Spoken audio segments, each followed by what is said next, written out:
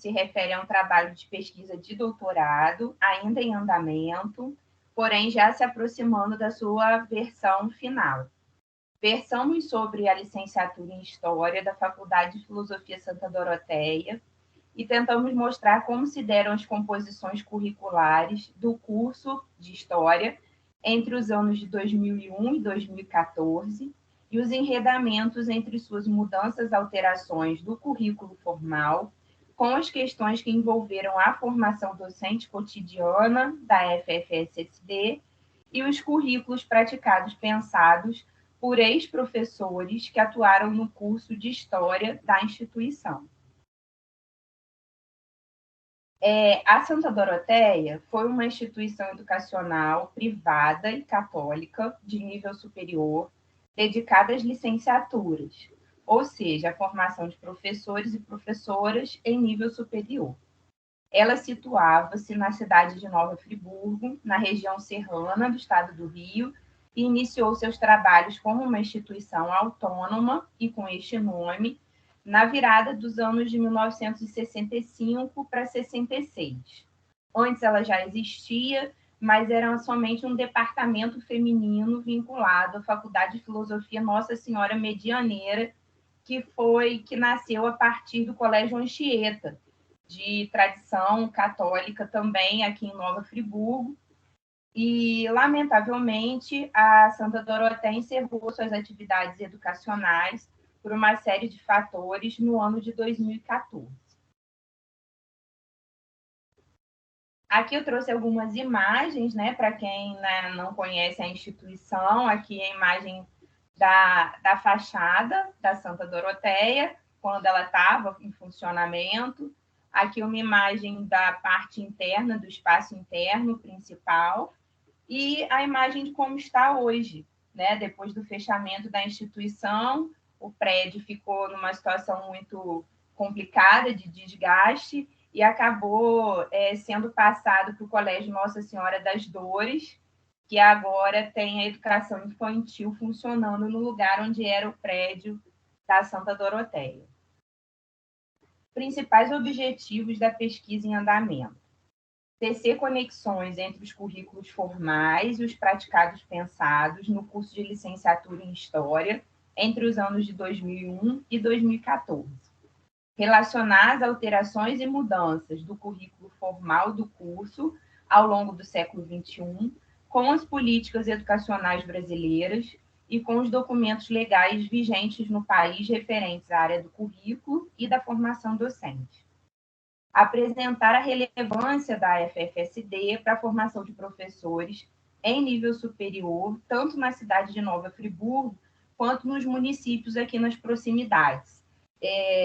Os municípios próximos aqui, Bom Jardim, Cordeiro, Cantagalo, Duas Barras, Itaucara, Santa Maria Madalena, São Sebastião do Alto, são todos municípios que tinham como principal referência de formação de professores a Santa Doroteia. Era o espaço mais próximo, né, para esse tipo de formação.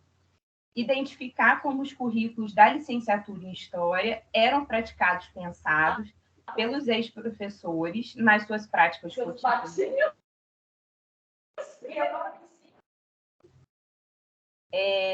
Nas práticas cotidianas a partir das narrativas. Fundamentação teórica, metodológica, epistemológica e política. Nós estamos baseando o trabalho, né, nos estudos nos dois cons cotidianos, que são o nosso norteador para a pesquisa, que é qualitativa. Nos estudos nos dois cons cotidianos, considera-se como relevante fonte de pesquisa as narrativas dos sujeitos e os acontecimentos cotidianos.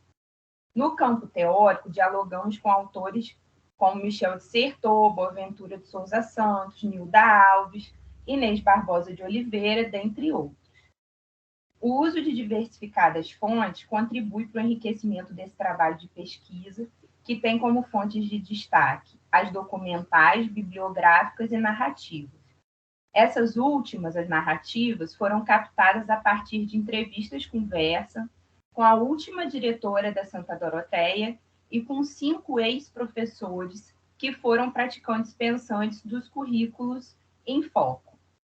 As entrevistas, conversa, foram realizadas à distância, por meio de plataformas digitais, por conta da pandemia de Covid-19. Elas já foram realizadas, já foram transcritas, e agora eu estou no momento de trazer elas para o diálogo com um referencial teórico na pesquisa. Considerações parciais. As narrativas dos professores e professoras que atuaram no curso de licenciatura em História da Santa Doroteia, assim como da última diretora da faculdade, têm nos dado pistas acerca das práticas cotidianas e dos currículos praticados pensados que ultrapassam os limites dos currículos formais do curso em questão.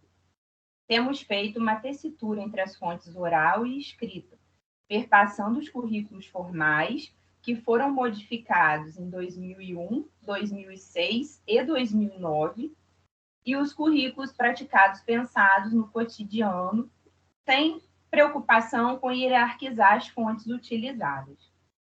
O estudo e a comparação das 3 últimas mudanças curriculares do curso de História nos mostram que as alterações efetuadas foram, em alguma medida, influenciadas e impactadas por documentos legais ligados às políticas educacionais nacionais, tanto em termos gerais quanto especificamente no campo da história, assim como por questões específicas da instituição e do contexto do município-região, que influenciaram não só as mudanças nos currículos formais, como a trajetória e o fechamento da Santa Doroteia no ano de 2014.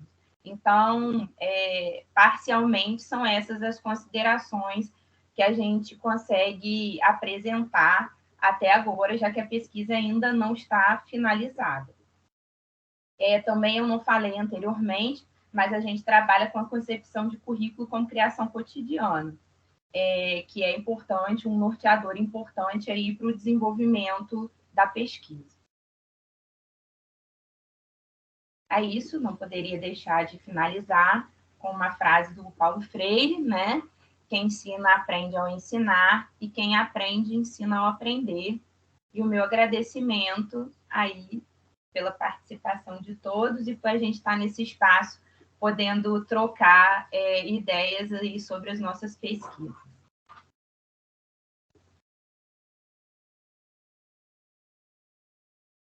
Muito bom, parabéns. Obrigada. Ô, Aline, pode parar de projetar? Gente, eu propus as apresentações e a gente discutir no final, mas eu não sei o que vocês consideram melhor, já perguntar, porque está com as coisas frescas na cabeça. O que vocês preferem? O que vocês preferem? São quantos, cara? São 3 apresentações. Melhor esperar as 3, Né? sim. Tá. Tem uma pessoa com a mão levantada que aparece Teams, aí tá a letra H. Quer falar? A pessoa que está com a mão levantada? Gostaria de falar agora?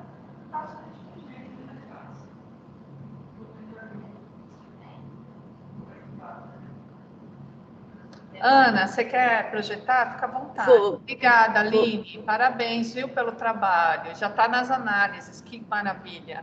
Obrigada. Tem defesa. Tá quase. Ai, que bom. Vocês estão vendo? Estamos vendo. Vou botar no modo de apresentação. Isso, está excelente. Tá bom. Obrigada. Vou fechar meu microfone, tá, Ana? Tá bem. Bom dia. O título do meu trabalho é Educação Médica, Desenvolvimento Docente para Uso de Tecnologias, do meu e da professora Estela, que é minha orientadora.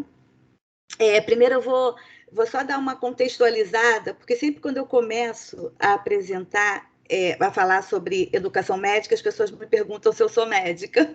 Então, agora eu já resolvi fazer isso sempre no início. Porque, assim, eu não sou médica, mas eu trabalho desde 2016 numa instituição de ensino que também...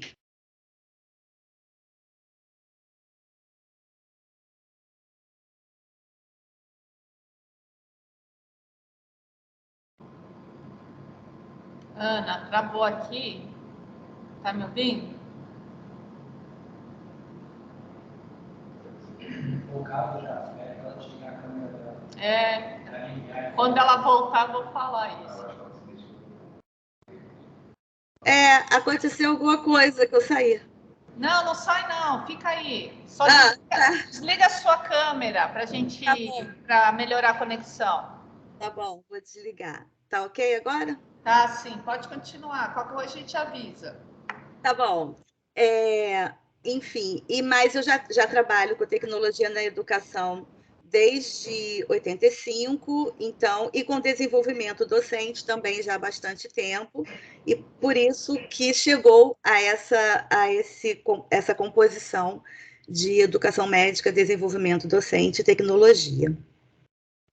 Esse trabalho é parte da minha pesquisa, que é na área cujo nome é Formação Continuada de Docentes para o uso de tecnologia da informação e comunicação na educação médica, abordagem crítica. Bom, primeiro eu queria só deixar também, alinhar os conceitos, que sempre quando eu estou falando em tecnologia, eu estou me referindo a tecnologias da informação e comunicação, e eu estou usando o guia da Unesco, que tem a definição, né, de tecnologia da informação e comunicação como recursos e artefatos utilizados na educação à distância, presencial ou híbrida, que possibilitam o armazenamento e a disponibilização de conteúdo, a comunicação síncrona e assíncrona, a autoaprendizagem, a interação dos alunos e a interação entre professor e estudante, possibilitando sempre a troca e o compartilhamento de conhecimento.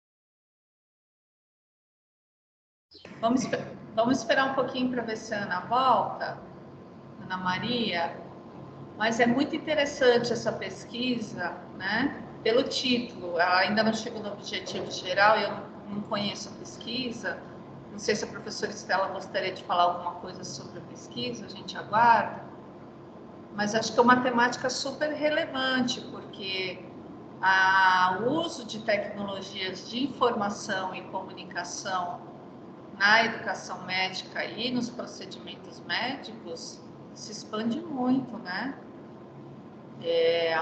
Existem até desde a teleconsulta, né, que a gente hoje realiza, né, que não é um procedimento médico, mas tem a teleconsulta, até totens que são instalados, por exemplo, na China, em que as pessoas às vezes colocam amostra de sangue, tem uma série de outras coisas que eles realizam por falta de médico, né? Máquinas vêm exercendo algumas funções que antes eram executadas por profissionais em locais onde não chegam os médicos, né?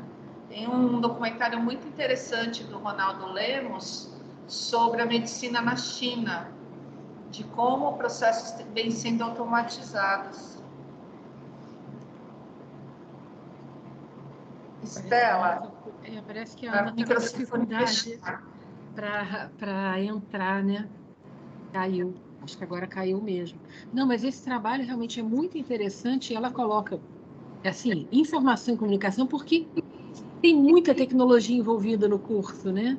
Tem muitos trabalhos também com realidade virtual, realidade aumentada, né? Que é usado no curso de medicina. Mas eu acho muito interessante esse cuidado que para, né, essa formação, né? Porque são médicos, não são professores, né? Então eles têm essa preocupação de formar o professor e ser uma pedagoga responsável, né? Ter uma pessoa realmente especializada na área da educação para poder fazer todo esse direcionamento dessa formação, né? Então, é um tema assim que realmente a gente fica muito encantada, né, quando a Ana chegou com esse tema, né? Eu achei muito interessante e mostrar também que nas outras áreas nós também temos essa formação de professores, uma formação mais específica, né? E tudo mais. Para o uso de tecnologias, né? Conheço Nas aulas, é isso? O uso de tecnologias nas aulas. E eles usam também na própria formação, né? Na formação, para o uso das tecnologias para as aulas, né? Eu estou aqui olhando para ver se ela volta, né? Ô, Então, Estela, o que você acha da gente trocar, então, Alessandra? eu acho que talvez aí ela seja volta melhor. com calma, Eu vou mandar uma mensagem aqui para ela falando isso. Eu acho que vale a pena. Ela está ainda tão no início da apresentação, então acho que vale a pena, sim. Tá Eu agradeço. Espera aí. Eita.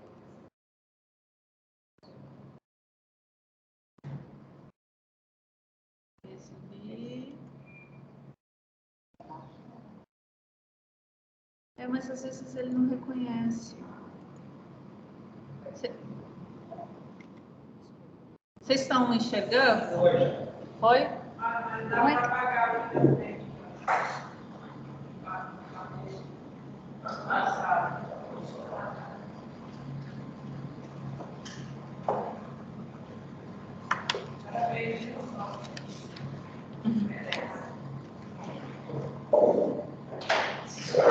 Meu microfone está ligado?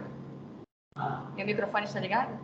Não, tá aberto. Tá aberto. Vocês estão me ouvindo, pessoal?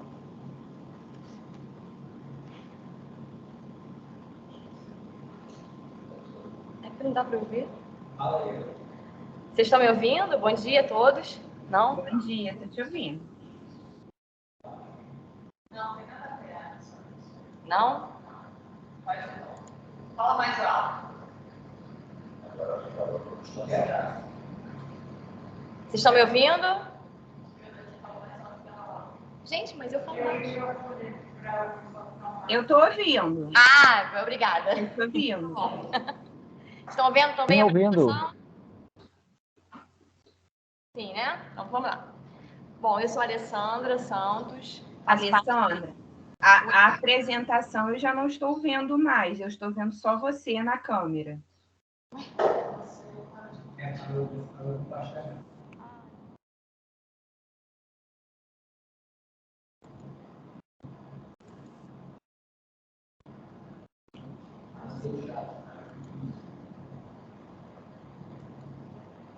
Vem compartilhamento agora? Agora sim, agora eu estou vendo. Sou a Alessandra Ok, Santos, certinho. aluna aqui do PBGE, né? Minha professora orientadora é a doutora Jaciara de Carvalho. Estou tendo o prazer aqui de estar pertinho de mim, com a professora Laélia, que eu também adoro. Muito obrigada, professora. Alguns colegas aqui também presentes, eu agradeço. E a gente traz hoje para vocês... obrigada.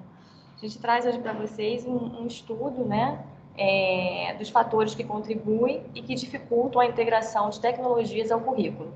Esse estudo ele faz parte de uma pesquisa que está em andamento, uma pesquisa de doutorado, que tem por objetivo analisar as ações de gestão escolar para uma integração de tecnologias ao currículo, tendo por base a parte democrática, né, a gestão democrática. Vamos lá, vamos começar essa discussão.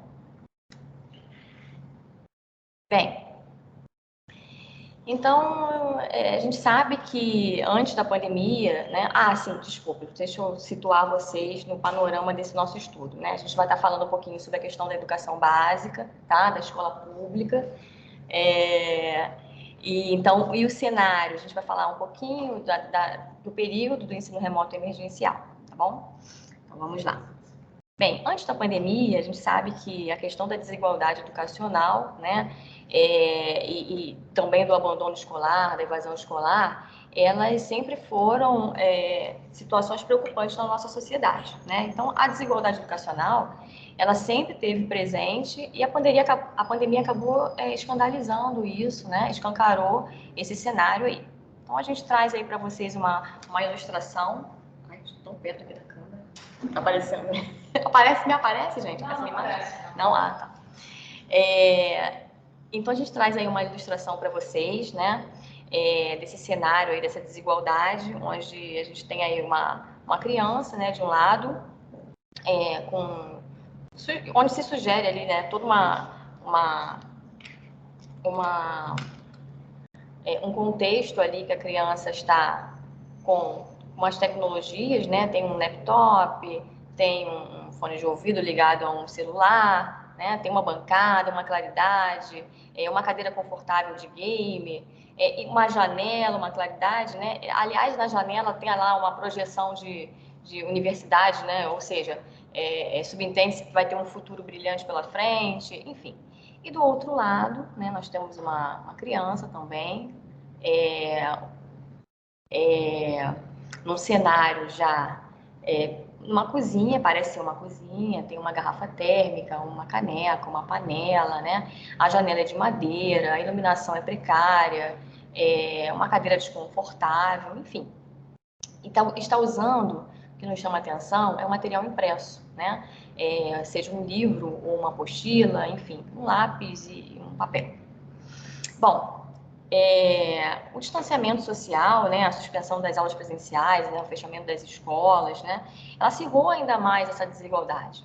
E isso acabou evidenciando a urgência de políticas públicas, né, que tenha por base a equidade, a questão de políticas voltadas, né, para a justiça social mesmo, que leve em consideração que não que poucos tenham direito ou tenham acesso à questão de uma educação de boa qualidade, né? Então, o direito à educação ele deve ser garantido em qualquer circunstância. Tá? Bem. E aí, nesse contexto, né, do ensino remoto emergencial, gestores, professores precisaram atuar dentro de uma nova realidade, havendo necessidade de quebrar rotinas, buscar novas estratégias, metodologias, utilizar novos recursos, se apropriarem das TIC, né, tecnologias digitais de informação e comunicação, e prontamente ajudarem aos alunos nesse novo cenário. Então, muitas redes de ensino, eles utilizaram as redes sociais, né, como uma das estratégias também para manter esses vínculos, né, vínculo da família com a escola, para tentar minimizar esse processo de aprendizagem, enfim. E aí utilizaram o Facebook, o WhatsApp, Instagram, algumas redes tiveram plataformas, né, só que eles começaram a perceber que não se tinha uma demanda muito grande em relação a esse acesso, né? A gente tinha ainda muitos alunos sem esse acesso. E aí começou a se produzir também com material impresso, né? Então, algumas redes demandaram aí verbas para poder produzir o material impresso, outras demandaram até verbas para poder enviar esse material impresso para casa desse aluno, né? Aquele aluno que caía na questão da busca ativa, que era o aluno que não aparecia, que não tinha vínculo, não tinha contato, enfim. Então, a questão do ensino remoto emergencial, né, utilizando essas estratégias aí, foi o caminho para tentar se estabelecer esse vínculo. Bem, então, e aí, com esse cenário, né, pandêmico, né, passando por isso tudo, a gente enfim, surgiu a necessidade, né? A gente já tinha essa necessidade de repensar sempre sobre a prática pedagógica, mas com isso parece que ficou evidente que era necessário, realmente, que é necessário essa questão do repensar na prática, né? Então, eu trago para vocês um pouquinho aí de duas figuras, uma lá em cima, onde tem pessoas em laptop e pessoas conectadas pelo telefone celular também, todas ligadas numa rede, numa teia, enfim, num fio, enfim. A ideia que se dá é de que eles estão em comunicação, em construção, trocando ideias, enfim. E a figura embaixo, né, ela tem ali uma aula acontecendo de forma presencial e também pessoas ligadas lá no computador interagindo na aula. Ou seja, uma aula híbrida, é o que está acontecendo aqui agora com a gente, né? Onde a gente está aqui com algumas pessoas na sala e vocês por aí desse lado da telinha. Então, são práticas que já existiam essas práticas, né, antes da pandemia, mas que começaram a ser repensadas e utilizadas ainda muito mais, né, hoje em dia. E eu trago para vocês um pouquinho de uma citação de Almeida e Valente, né? É de 2011, mas é super aplicável no momento. Os autores destacam a concepção libertadora e problematizadora de currículo proposta por Paulo Freire, enfatizando a importância em buscar a formação do ser humano dialógico, questionador, reflexivo, crítico e transformador de si mesmo, do mundo, no processo de integração das tecnologias ao currículo. Então, a integração de TDIC às práticas pedagógicas, né, de maneira crítica e que considere sujeitos, contextos, especificações, requer urgência frente às fragilidades da escola pública, né, mediante estas tecnologias. Então, é interessante esse investimento, né, esse repensar numa escola que busque essa questão da investigação, de compartilhar, de aplicar, de refletir sobre os processos, sobre as práticas. Vamos lá. Bem, trago outra imagem para vocês, também tanto quanto impactante. Logo quando a gente abre essa imagem, a gente vê lá uma mão de um ser humano, com uma mão de um robô, de mãos dadas, ou num comprimento, enfim, não somos mais os mesmos, né?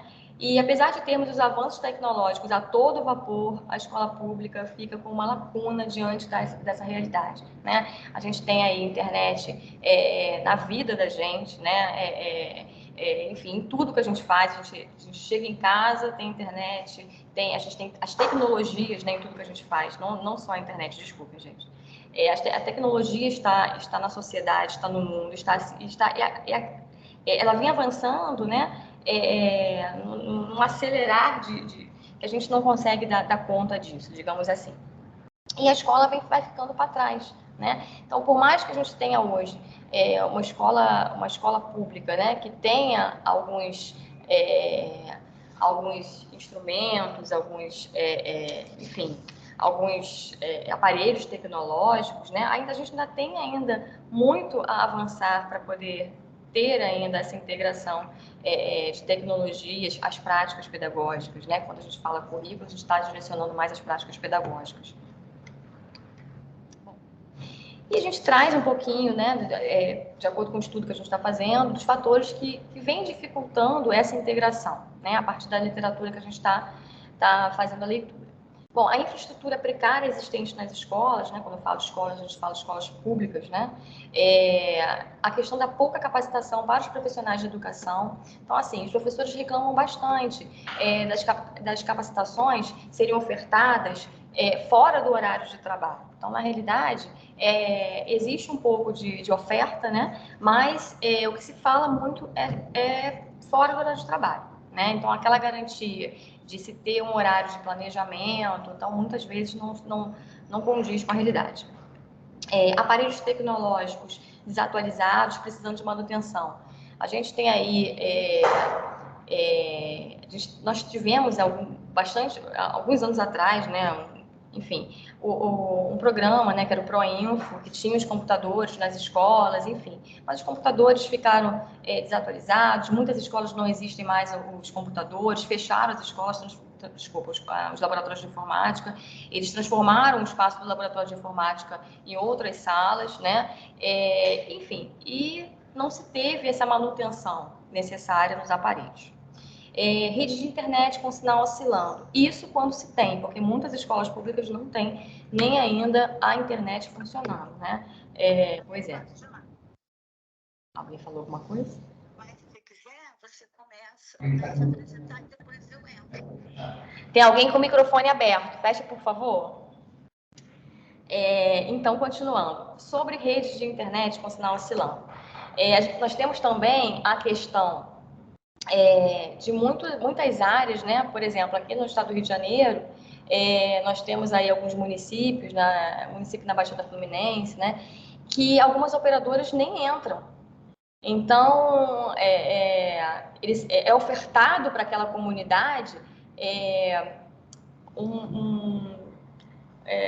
uma operadora, digamos assim, de forma ilícita, né? Então, não atende a escola pública, porque a escola pública precisa de toda uma regulamentação para poder fazer contrato, né?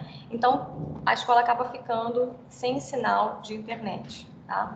Então, o rápido desenvolvimento das tecnologias e a escassez de tempo do professor para poder apropriar-se dessas tecnologias também é um outro fator que acaba dificultando essa integração. Porque o professor acaba tendo que dar aula em vários locais, vários lugares, né? E acaba ficando sem tempo para poder ter um momento de estudo, um momento propício a isso, né? Fora a questão, como eu já te disse anteriormente, que é a questão do planejamento, que não é, muitas vezes, garantida. Bem, aí a gente chega nos fatores que contribuem, né? Olhando essa ilustração aí que nós colocamos, ela nos remete o quê? A uma questão de comunicação, né? Muitas pessoas se comunicando, trocando, construindo, enfim. O que vem a contribuir para essa integração? A informação atualizada, a ampliação de comunicação e interação, a troca de experiências, a disseminação de conhecimento, estreitando as relações entre escola e sociedade. E aí, continuando com os fatores que contribuem, eu trago 3 citações aí, bem relevantes aí no momento, né, para esse estudo. Então, com as tecnologias digitais, a escola pode transformar-se em um conjunto de espaços ricos de aprendizagens significativos, presenciais e digitais, que motivam os alunos a aprender ativamente, a pesquisar o tempo todo, a serem proativos, a saber tomar iniciativas e interagir. Então, aquela questão, né, da gente estar buscando esse lado crítico na prática pedagógica, mas também do lado tecnológico, né, da questão de tornar esse aluno proativo, de ter iniciativas, né, de interagir, enfim. Trago também Almeida e Valente, né, com uma citação lá de 2011, onde eles falam que o lado positivo está em auxiliar a diversificação das estratégias. Então, olha só como as tecnologias, elas trazem quantas estratégias, né, para a gente poder utilizar, para poder facilitar esse processo de aprendizagem para o nosso aluno.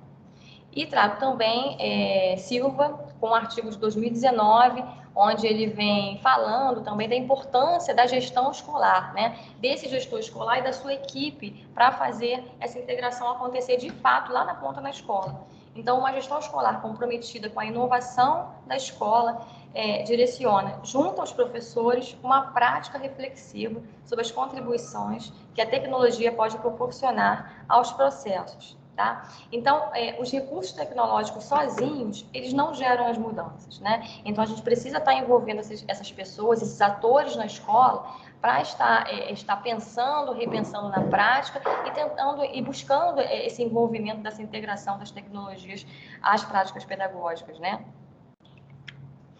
Bom, e aí eu venho finalizar trazendo uma citação também de um artigo.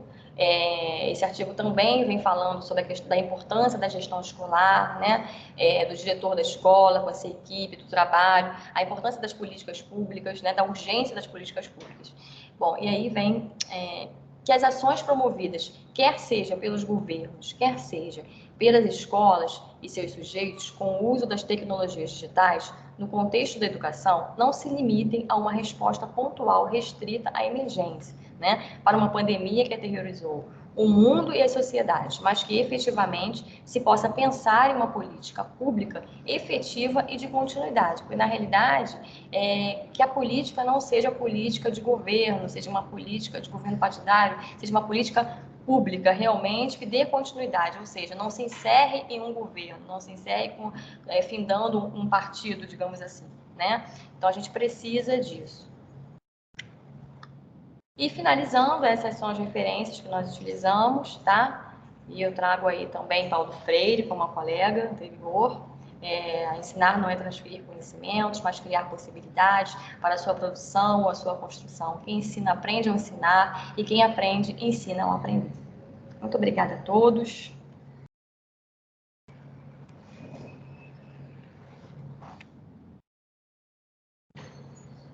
Consegui tirar? Consegui.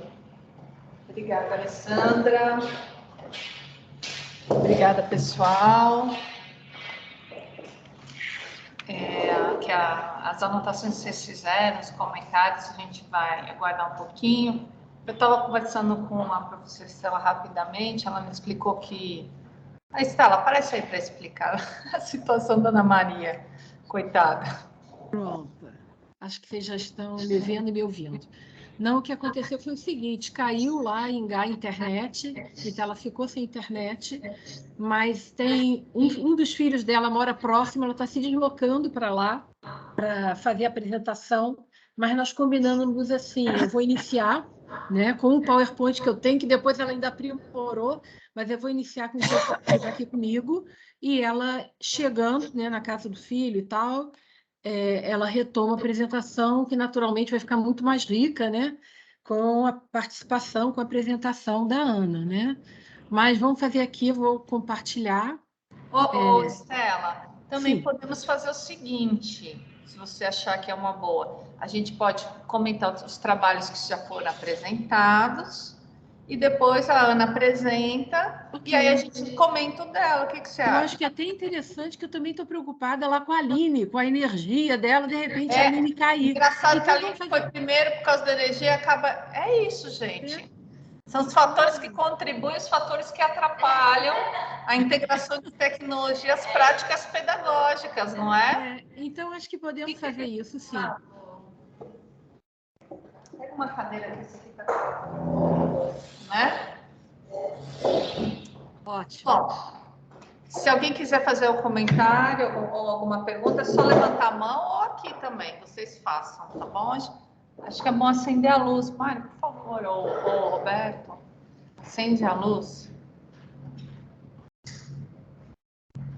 Temos uma águia que é convidada aqui, que fez um comentário no chat. O pessoal da sala, não sei se dá para ler aí o comentário, que é um tema importante, né, por conta da velocidade de desenvolvimento tecnológico, né? Parabenizando a Alessandra, assim como outros parabenizaram a Aline.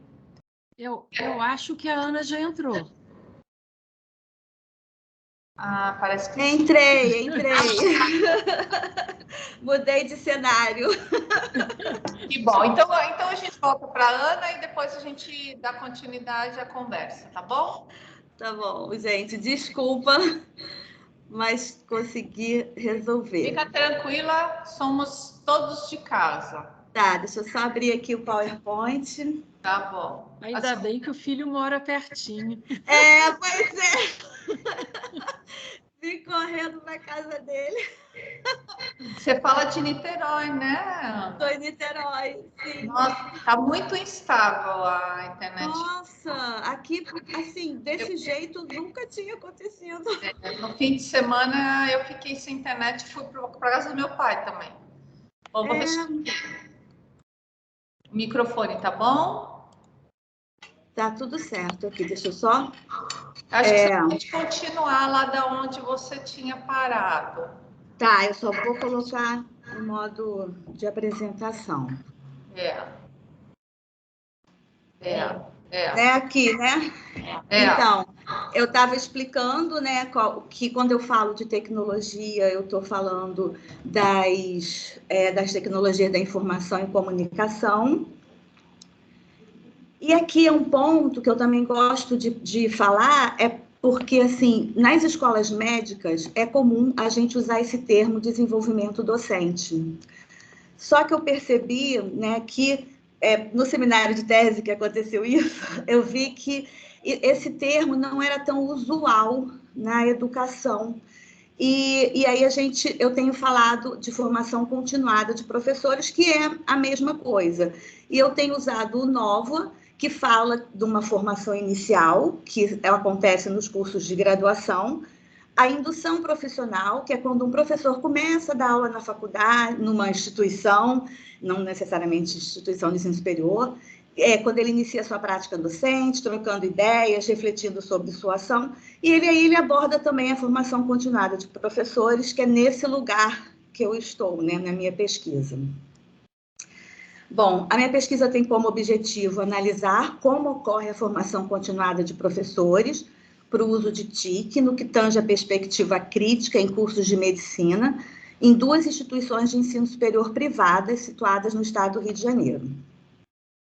A perspectiva crítica também eu inseri, porque eu fiz o meu projeto, né, de pesquisa para submeter, né, para o doutorado, mas não tinha nada de perspectiva crítica, e aí eu inseri depois que eu ingressei no doutorado. Na verdade, não, eu inseri, eu já vinha com essa, depois que eu fiz uma disciplina, inclusive com a Jaciara, que aí me aflorou essa questão da criticidade, né?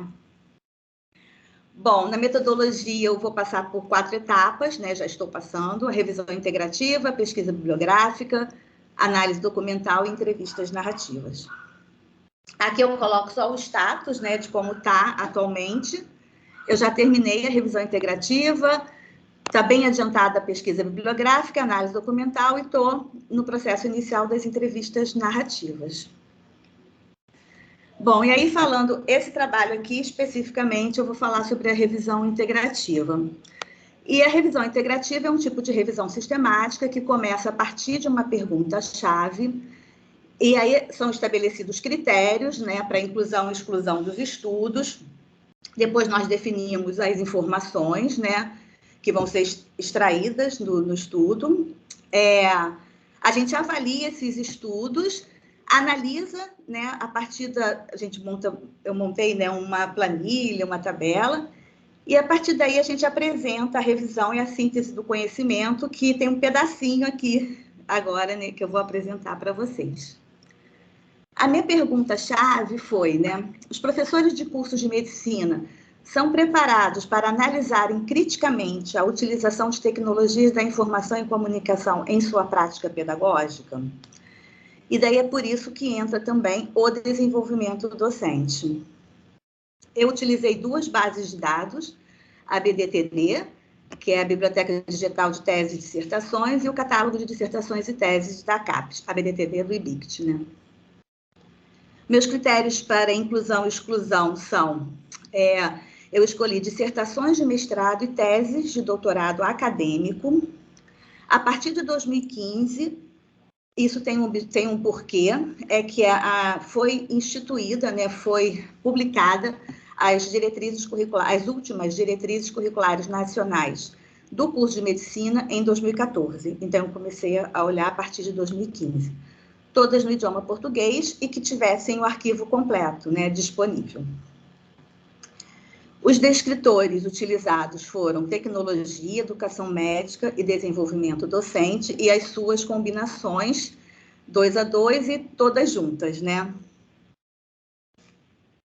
Bom, no catálogo da CAPES eu encontrei 148 publicações com o descritor educação médica, quando eu fiz nesse trabalho, e aí fizemos uma análise, né, qualitativa, né, uma análise lendo todos os resumos e vendo o que eles tratavam, e dessas 148, 7 tratavam de educação médica, desenvolvimento docente e tecnologia. Na BDTD, está escrito aqui errado, na BDTD, eu encontrei 82 publicações sobre tecnologia e educação médica, 11 desenvolvimento docente e educação médica e 3 com desenvolvimento docente e tecnologia. E 2 publicações que abrangiam todos os temas, né, todos os descritores. Uma publicação encontrada, ela constava nas 2 bases de dados, e 2 estudos nós consideramos interessante de utilizar, mesmo combinando 2 descritores, educação médica e desenvolvimento docente, educação médica e tecnologia, e aí nós ficamos com um total de 10 publicações.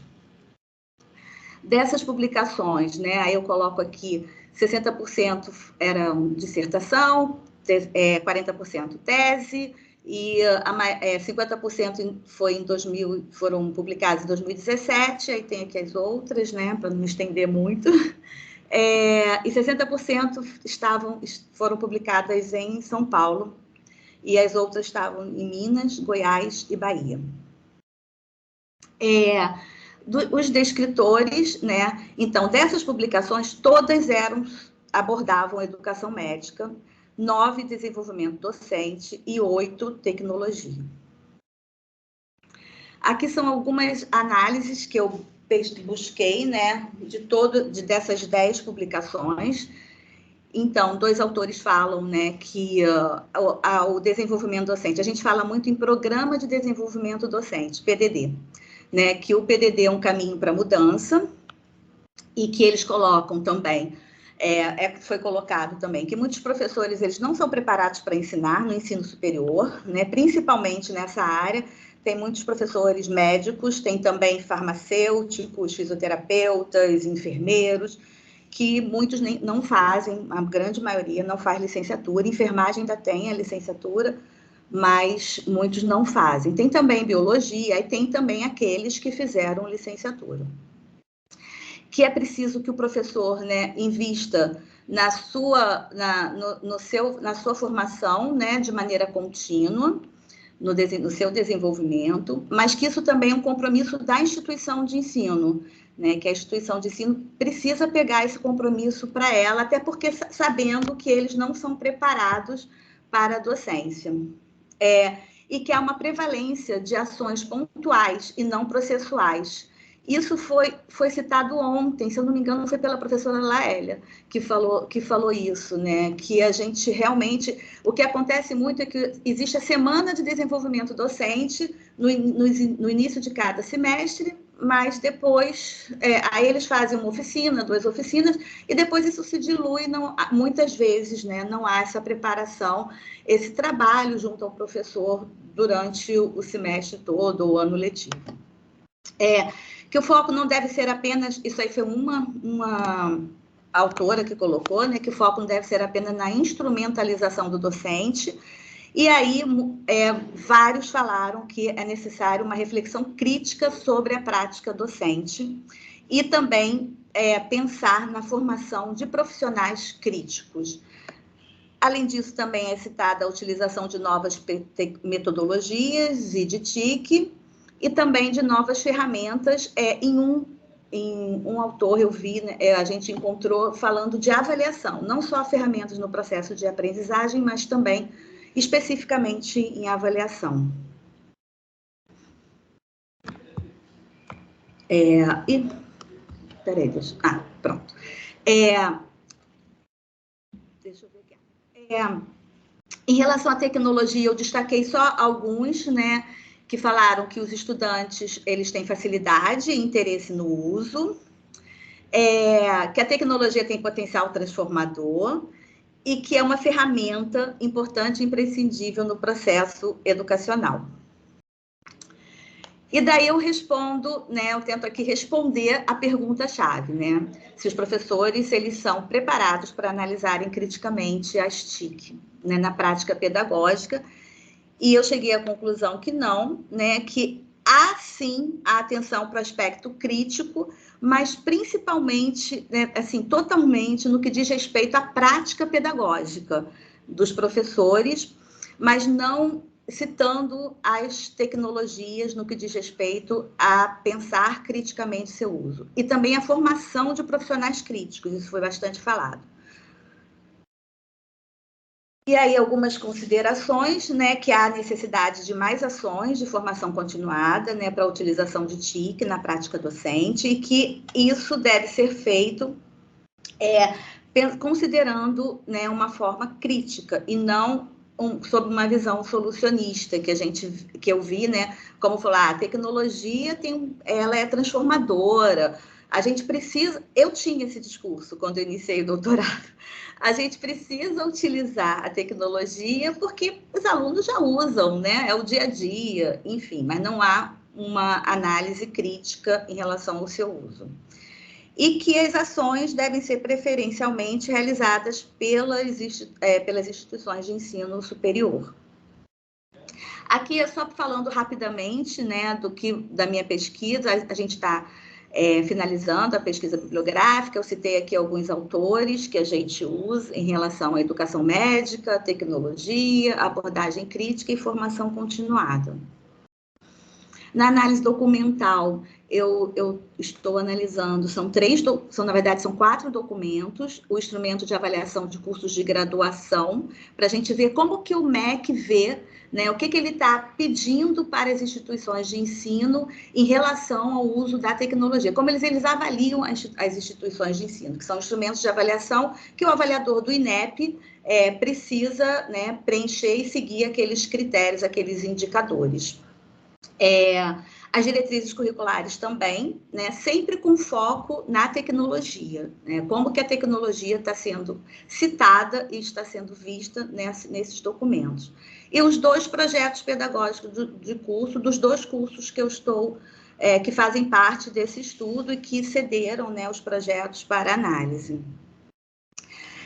As entrevistas narrativas, né, que foi escolhido, né, a entrevista narrativa, porque a gente considerou, né, que numa entrevista narrativa, as pessoas, né, os entrevistados, eles falam livremente, utilizando linguagem espontânea, e eles vão citando exemplos. É claro que a gente tem um pequeno roteiro que a gente vai conversando, né, com esses entrevistados, mas a gente rompe com essa estruturação de perguntas e respostas. Como eu falei, são 2 escolas, sendo 12 professores, né, do ciclo básico, né, porque na medicina, a medicina é dividida em 3 ciclos, o básico, depois tem o clínico e o internato, né, então eu estou nos 4 primeiros semestres, são professores dos 4 primeiros semestres, médicos ou não, e também quis conversar com 2 responsáveis pelo programa de desenvolvimento, um de cada instituição. A gente está fazendo, né, as entrevistas utilizando a plataforma de videoconferência Zoom, e a análise, né, tanto da análise documental, a ideia é usar também a análise de conteúdo, e aqui também a gente vai usar a análise de conteúdo de Bardan, mas também, e vamos usar também o Iramutec. São as referências, e obrigada.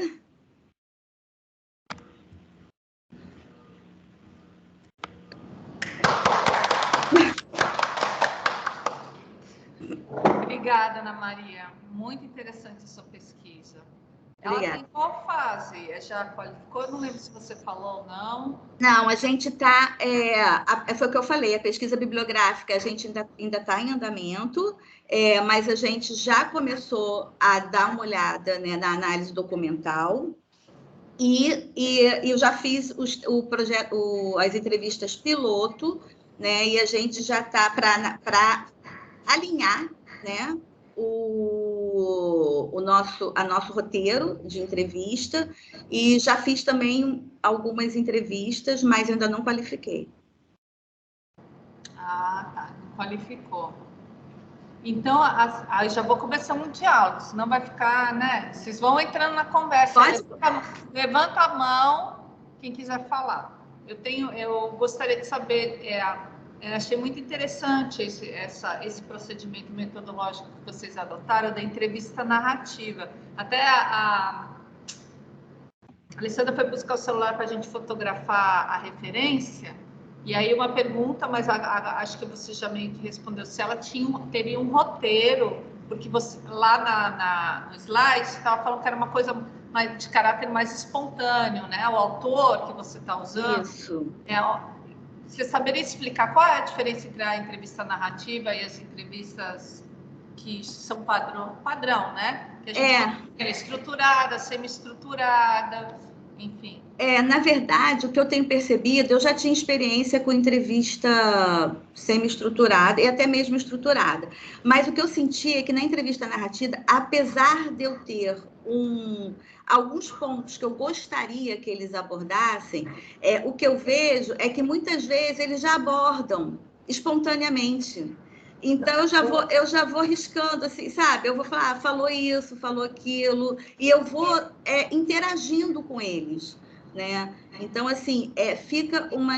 E às vezes surgem algumas questões que eu nem tinha pensado, e que de uma forma... Eu preciso ter um roteiro, porque senão também eu não conseguiria atingir tudo o que eu quero. Então, não é totalmente espontâneo. Então, mas é mais livre. A tecnologia prevê a criação de um roteiro. Sim, no meu projeto, inclusive, já tem esse roteiro. Não, mas eu digo o autor, né? Mas você tem uma liberdade maior do que a entrevista semi-estruturada. Tem uma liberdade maior, exatamente. Interessante. Né? Na verdade, esse é o principal objetivo da entrevista narrativa, né? A gente só vai como se a gente fizesse só uma condução dessa entrevista, né? A gente vai trazer as temáticas ali que são importantes para a nossa pesquisa, mas não é aquela coisa semi-estruturada de pergunta e resposta. Né? Não tem. Você vai, de repente, começar com um questionamento, e depois que a pessoa terminar de falar sobre aquele questionamento, de repente você vai levantar uma outra questão que seja importante para a pesquisa, mas tem mais esse objetivo de mais liberdade, né? Da pessoa falar mais com mais espontaneidade, sem aquela estrutura. Né? Você vai pegando ganchos até, né? Do que ela falou, você vai fazendo um gancho e vai fazendo uma postura, assim, né? É bem interessante. Mário... Posso fazer uma pergunta para a Ana? Pode, aí depois o Mário faz a pergunta. Tá. Ana, é porque eu também trabalho em cursos de área de saúde. No caso, eu sou técnica em assuntos educacionais, que é um cargo específico da universidade pública, né? Para ter pessoas com formação docente atuando junto das universidades públicas, né? Sim. Eu não sou pedagoga, eu sou formada em História. Na universidade pública, a gente pode, qualquer um formado em licenciatura, ocupar esse cargo.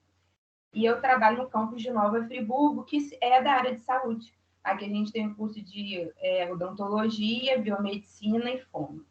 E aí, conforme você foi apresentando, eu fui pensando em algumas questões que também acontecem aqui, né? E você é pedagoga da instituição, é isso? Na verdade, na instituição, eu tenho multifunções. Eu coordeno educação à distância, eu coordeno um núcleo de avaliação também. E estou coordenando a pesquisa e pós-graduação. Já é um ponto positivo. Mas eu sou pedagoga, né? Eu sou pedagoga e psicóloga. Ter alguém responsável pelo que você iniciou chamando de desenvolvimento docente, depois falou em formação continuada, né? Sim. Mas não sou eu a responsável, não. Tem uma pedagoga institucional responsável. Tem um núcleo pedagógico que é na minha instituição e na outra instituição também, que foi a minha instituição e uma outra, né? Na minha instituição, são 3 pessoas que compõem, são 2 pedagogas e uma psicóloga. E na outra instituição são os professores, não tem pedagogo, são os professores do curso que já fizeram cursos de pós-graduação nessa área. Então, a minha pergunta para você foi assim, você está preocupada, porque eu adorei sua apresentação, me vi em muitos momentos ali, mas você está preocupada em trabalhar a importância do uso das tecnologias para a formação dos professores ou como os professores utilizarem as tecnologias como ferramenta no ensino do curso de medicina? Isso que eu fiquei... Na verdade, como eles são preparados para usar com os alunos, mas na formação deles, eles também precisam passar por isso, né? Então, acaba sendo as duas uma coisas. interlocução ali entre as duas coisas. Isso. Essa que era a minha pergunta para você. Parabéns. Obrigada. O Mário vai fazer, então, agora. Pergunta para o comentário, Mário. Parabéns a Ana, a Aline, a Alessandra. São pesquisas muito interessantes, mas eu vou fazer a minha pergunta para a Alessandra, porque está mais se comunica mais com a minha pesquisa, tá? Alessandra, você começou a sua apresentação mostrando uma imagem muito boa da desigualdade que o uso de tecnologia traz. Principalmente, ela foi muito evidenciada na época de 2020, quando do fechamento das escolas, que virou tudo ensino remoto emergencial. Temos pesquisas que mostram que milhares de alunos não conseguiram fazer esse ensino remoto. Tinham escolas que deixavam sacos pendurados nas grades com as tarefas impressas. O pai passar lá e pegar, em vista que nem todo mundo tem acesso à tecnologia. Não podemos pensar nos grandes centros, né? Aí eu te pergunto, na sua opinião, o feito para diminuir esse fosso digital, esse termo foi cunhado por Maria Elizabeth Pionchini de Almeida, tá? Diminuir esse fosso digital que existe entre a escola pública e a escola privada, tendo em vista que várias políticas públicas de tecnologia na educação foram feitas, como, por exemplo, o ProInfo, você mesmo citou, né? Tem o ProInfo, tem o PROCA, tem a Escola Conectada, que ainda está ativo, né? Mas alguns outros caíram por terra a utilização. Há pouco tempo, essa semana agora, eu fui numa escola que eu vou fazer a minha pesquisa de doutorado, encontrei 2 computadores do ProInfo funcionando, de 1912 que eles foram instalados lá, desculpa, 2012, desculpa o erro do século, tá? Em 2012, tá? Então, já foram feitas várias tentativas do governo, e agora nós estamos vendo aí um governo que não dá mínima para a pesquisa, tendo em vista as últimas notícias com relação ao corte, não foi nem um corte, zeraram o orçamento da CAPES para pesquisa, etc, etc, etc. Na sua opinião, o que poderia ser feito?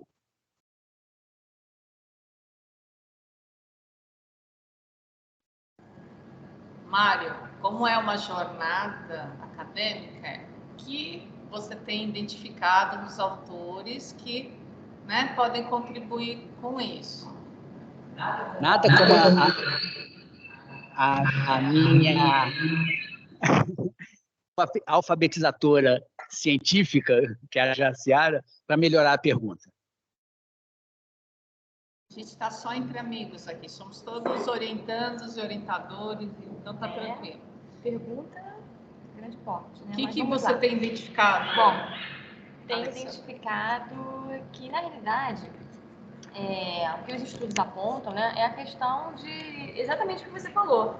São as políticas públicas, né, que não têm continuidade. Na verdade, a gente precisa de uma seriedade na construção de políticas públicas que tenha uma continuidade, né, que entre um governo e não acabe, não encerre ou não esqueça o que foi construído, planejado, decretado pelo governo anterior. Então, o fato é esse, o ponto é esse. Não adianta entrar governo com mirabolantes ideias, né, e chegar ao próximo governo 4 anos depois e não se investir em educação, e não se investir lá na ponta, na realidade, na educação básica, né, a questão está ali, né, na realidade o nó está ali. Então, esses investimentos eles têm que acontecer, mas tem que ter a continuidade. E não adianta enviar dinheiro para o governo estadual, enviar dinheiro para o governo municipal e não se dar o suporte, e não se ter a fiscalização, que eu acho que é um ponto primordial também. Tá? Então, assim, são algumas questões que eu pontuo, que eu estou lendo, né, estou vendo, verificando através de estudo, a importância de uma Mas de uma você política também que está indo continue. numa escola ETEC, né? Então, Sim, porque existe você alguns tem duas investimentos. matrículas, uma no estado e uma no município, é isso? Sim. E o governo do estado tem um projeto chamado de fala aí. Sim, de novas tecnologias, novas oportunidades, enfim, uma escola ETEC, né? Que não é o foco da minha pesquisa, tá? A gente só está abrindo um Mas parênteses aqui. Mas é o que você também tá vendo. Conta um pouco, né? Sim. É um investimento que vem aí com o governo estadual do Rio de Janeiro, né? Veio com a proposta aí no ano anterior, no ano passado, dessas escolas com novas oportunidades. De algumas escolas, não são todas. Na realidade, nós tivemos um recorte primeiro com grupos de escolas, já ampliou, tá? E a intenção realmente é se alcançar o maior número possível de escolas. Intenção, né? Não sei se vai acontecer. Mas, de qualquer forma, é uma tecnologia mudando a cultura da escola mesmo, tá? Eu acompanho uma das escolas e a gente vê realmente mudando essa cultura da escola. Então, ela envolve não só os aparelhos tecnológicos, ela vai além desse, é um pensamento também de sustentabilidade, né? Envolve outros setores também. Mas isso, o que você tem observado, isso está acontecendo? Ou porque, assim, eu tenho relatos de algumas escolas onde só é mandado equipamento, mas o professor não sabe fazer, por exemplo, um conjunto de robótica, porque a robótica exige uma formação específica, que uma formação continuada não dá conta, por exemplo. Então, assim, entra na questão do nosso estudo, né? É a questão da necessidade da capacitação para esse profissional trabalhar, para esse professor trabalhar com essa tecnologia que está chegando. Mas, né? Mas o governo do estado não está realizando essa capacitação, tá? Na realidade, como eu falei anteriormente também, naquele recorte do estudo, ele, apesar de ele oferecer, de oportunizar, ainda é muito pouco para a demanda, né? Para o número de professores que ele precisa formar, né? E fora a questão do tempo, aquilo que eu falei também anteriormente. Essas capacitações são ofertadas não no horário de trabalho, muitas vezes, né? Então, isso acaba dificultando esse acesso ao professor fazer, porque aí o professor tem várias demandas fora do serviço dele e não tem tempo disponível para poder ter essa capacitação. Isso que você falou não é uma coisa que eu tenho encontrado muito na literatura, isso vem da prática e faz todo sentido quando você fala, né? Que assim, tem que ser no horário, né? da escola. Muito legal. Alessandra, eu também sou professora do estado, então e aqui na minha região, né, uma das escolas foi contemplada com esse projeto, e o que eu observo é um pouco do que a Jaciara falou, né, e que você também falou, que os aparelhos têm chegado, mas que os professores ainda não conseguem, né, administrar esse uso, né, enfim, por essas questões de não capacitação ou de capacitações curtas e não continuadas, que fazem com que o professor ainda não consiga, né, utilizar essa tecnologia que vem chegando através do governo do estado. E aí eu queria era uma pergunta que eu ia fazer para você, se você vai manter esse recorte amplo, né, porque você veio falando de pontos positivos e negativos, ou se você vai fazer um recorte específico e vai falar de algumas instituições da escola, porque a escola pública é muito variada, né? Você mesmo que trabalha no município e no estado, a gente já percebe que tem umas divergências muito grandes, tanto de currículo quanto de uso de tecnologia. Então, a minha pergunta para você era essa, se você ia fazer um recorte assim mais, né, de algumas escolas, de falar de uma realidade mais específica, que tem a ver com a prática, como a Jaciara falou, e essa relação, né, com o que está na literatura. Aí eu fiquei com essa curiosidade de te ouvir falar. Obrigada pela pergunta, Aline. Não, então, o que acontece? Nós trouxemos aqui hoje um estudo, né, foi um recorte da pesquisa, né? Na realidade... Um levantamento da literatura. Isso aí, exato. Não foi a pesquisa dela. Não foi a pesquisa, tá? Na realidade, nós trouxemos aqui um estudo, tema, um estudo mesmo. Bem, a minha pesquisa trata sobre a questão de ações de gestão escolar, né, para promover essa integração de tecnologias, né, ao currículo, às práticas pedagógicas mesmo, né, tendo essa vertente democrática, tá? Na realidade. Então, é a gestão democrática fazendo acontecer, né? Quais são as ações para que essa integração aconteça, de fato. Então, eu estou trabalhando com a questão da educação básica e a escolha do campo é o município de Nova Iguaçu, tá? E nós vamos trabalhar com escolas de ensino fundamental, então a gente já tem esse recorte do informado. Já foi qualificado, passou por qualificação, mas aí quando uma pessoa que ia apresentar não veio, aí a gente falou assim, então, em vez de apresentar a pesquisa, porque a gente já não tem achado os resultados, vamos falar no ponto importante, que é assim, o que contribui e o que dificulta essa integração.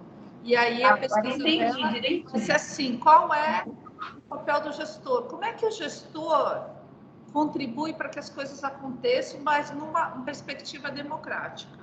Aí os CTLCs envolvem gestão democrática, gestão escolar, né? Isso aí. Tecnologias, Tecnologias, né? E tal. Respondido? Alguém quer fazer alguma pergunta, mais algum comentário? Eu quero. Ó, Dá para ouvir aqui? vamos ver se dá. Veja se dá para ouvir a professora Laélia. Acho que é melhor. Não, até porque fazer avaliação era exatamente se ela tinha discussão, previsto na bolha. Tá ótimo. Para a Aline, eu tive na banca aqui com a Aline, né? Eu fiquei curiosa para saber como é que você fez a sua análise daquela enorme quantidade de dados de entrevista que você tinha, né? Como é que você fez? E eu sei que você já falou de alguns achados, mas aí você pode me dizer assim rapidamente, não é? Se você respondeu as perguntas, e se você ainda não terminou. Não terminei ainda, Laélia. Na verdade, estou trabalhando nessa relação ainda das entrevistas diretamente com as temáticas principais da pesquisa, né?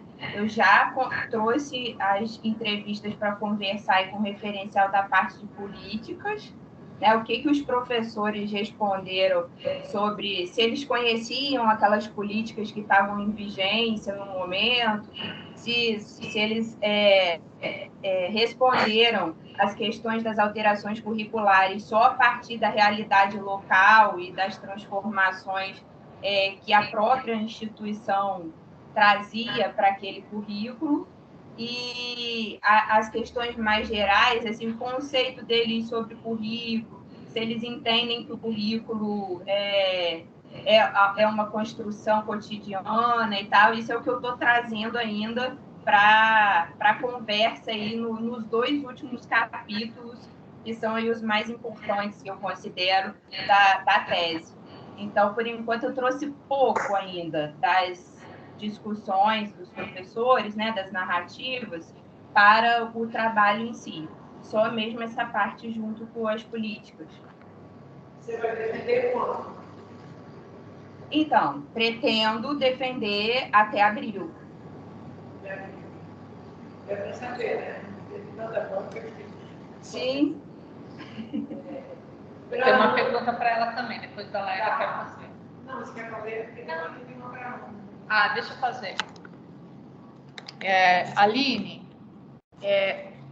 você, se eu entendi direito, uma das questões que, né, é analisar os currículos, né, de uma instituição que fechou em 2014, é isso? Sim. Então, e você fez história, né? Sim. Por que estudar os currículos de uma instituição que não existe mais? Porque eu sou egressa de lá. E aí... Não, mas isso não é argumento. Não, aí... Ponto de vista de ciência, por que estudar se a escola não está mais funcionando? Então, porque eu queria...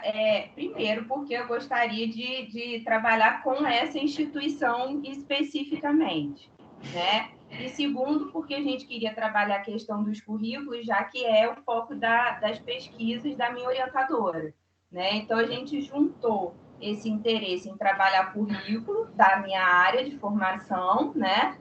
E pensar por que nesse momento do início do século XXI a gente teve muitas mudanças nas políticas educacionais da formação de professores e que interferiram diretamente nesses currículos, né? Então, a gente tem a publicação das diretrizes curriculares nacionais de história, nesse período do início do século XXI, que vai interferir nessas alterações do currículo formal, assim como a gente tem a publicação de documentos oficiais que vão mudar a estrutura da formação docente, né, no país. Então, por isso que a gente quis unir todos esses pontos aí.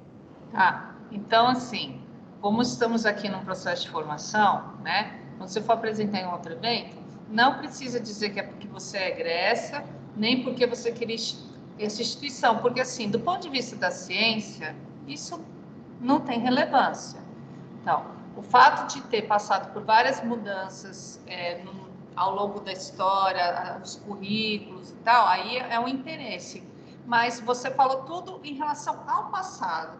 Por que estudar esses currículos do passado são importantes para o presente? Tem uma relação direta com a formação dos professores de história, né? Até para a gente poder saber como que essa formação vem acontecendo, principalmente em instituições que formaram muitos professores aqui para o interior. Né? Então é para entender a prática do professor que hoje atua e que foi formado naquela instituição. Sim. Se a gente teve aquela instituição teve importância nesse processo de formação, principalmente de quem está fora dos grandes centros, né? Que às vezes, né, só tem a oportunidade de buscar a sua formação docente através dessas instituições mais localizadas. Então, também falo sobre isso. Então, só explicando um pouco, embora eu já imaginasse essa resposta, a provocação é mesmo formativa para você pensar que você vai se apresentar para outros públicos que não são da área de currículo, que não pensam a formação de professores e nem na história. Qualquer pessoa, aí você fala assim, eu vou estudar uma instituição que fechou. Aí a pessoa primeiro, mas você já fechou, mas qual é a importância? Você já fechou? Não está formando mais ninguém. Sim. Né? Então, você tem para o leigo trazer para cá, olha, porque entender qual a prática dele hoje e a importância de se estudar o passado, né? Mas, ó, adorei essa pesquisa, muito interessante. Eu acho que eu, como da mim, ela não disse uma coisa, ela não foi uma importância afetiva para ela no trabalho, mas a faculdade ela teve uma importância regional. E ela fez um resgate da memória também dessa instituição. Sim. Teve documentos de entrevistas. Da preservação da memória. Entrevistas com professores que foram de lá, que fizeram resgate, até de informações que não haviam documentos, entendeu? E realmente era uma instituição que teve uma importância regional muito grande. Eu acho que pode ir por aí também. Tá? Sim. Posso falar? Pode falar com a Ana Maria. Ana Maria, tudo bem? Tudo bem. Todo mundo te conhece, Laélia. Eu vou pelos corredores, aí vão dizer assim, vai fazer lá. Conheço. Com certeza. A senhora é mais bonita. É verdade, gente. Aí tudo bem, a gente aceita agora. Né? Não, para a Ana, assim, eu fiquei, quando ela começou a apresentar aquela revisão integrativa e pesquisa bibliográfica, eu disse assim, pô, está invertido o negócio. Né? Porque a pesquisa bibliográfica, para mim, é uma coisa mais de uma exploração que você faz da literatura e porque estava separado da chamada revisão integrativa. Depois eu entendi que você estava chamando de pesquisa bibliográfica, Não. Era o referencial teórico, né? Isso, a pesquisa bibliográfica é o referencial teórico. Isso. Então, você falar de referencial teórico, porque tá. dá uma ideia barateia um pouco o que você está falando. Tá ótimo, tá. Olha, em relação à revisão integrativa, você já respondeu, ela respondeu, mas que eles não têm a preocupação crítica, mas eu acho que falta. Você trabalhou com metadados, né? Sim. Dados, então você tem que dizer que é de acordo com os dados que você levantou na sua... Sim. Sim. Porque você trabalhou com o discurso de segunda ordem. Sim. Enfim. É de acordo com essas 10 publicações que fizeram parte da revisão, né? Que eu escolhi para fazer a revisão, realmente. Tá? Alguém mais? Dou-lhe uma. Bom, alguém mais gostaria de comentar alguma coisa? Perguntar? A gente já conheceu a professora Estela. Oi, Estela. É um comentário assim, geral, que eu acho que nós tivemos aqui uma reunião de 3 trabalhos muito interessantes e que acabaram realmente, foi bem organizado, que eles estão dialogando, né, entre si, né? Então, eu achei que foi muito bom e eu fiquei muito contente aqui de rever, né, pessoas que foram alunas e tal, e que a gente tem uma interrupção, aí depois vê o quanto cresceu nesse meio do caminho, né? E é como até a Ana falou, que ela chegou assim bem tecnofílica, né? E agora ela é uma tecnocrítica, né? Ela está realmente procurando, ponderando tudo. Eu acho que isso é muito importante e sempre a gente fica feliz em ouvir isso para saber que o doutorado está fazendo uma diferença para cada uma, né? Então, eu estive em diferentes momentos, a Aline eu vi lá, eu acho que foi em seminário de tese, né? Então, ela foi aprovada e depois eu não tinha mais conhecimento da pesquisa dela, né? Então, agora, revendo, era só para dizer, assim, da alegria de estar aqui com vocês e ouvindo essas apresentações que realmente foram muito boas. Parabéns. Eu faço das palavras da professora Estela as minhas, que eu lembro até quando a Ana Maria chegou. Eu não tive a alegria de ter a Aline como aluna, mas gostaria de ter tido muito. E muito boa sorte, Aline, na sua defesa, tá? Ainda tem um tempinho aí para trabalhar, mas é assim, né? 4 anos passam assim, é muito engraçado. Quando você vê, você já está na metade. Então, gente, muito obrigada pela presença, pelas comunicações, parabéns pelo trabalho de vocês, né? E continuemos participando da jornada. Vamos almoçar daqui a pouco e a gente volta 2 horas, tá bom? Tchau, tchau. Tchau.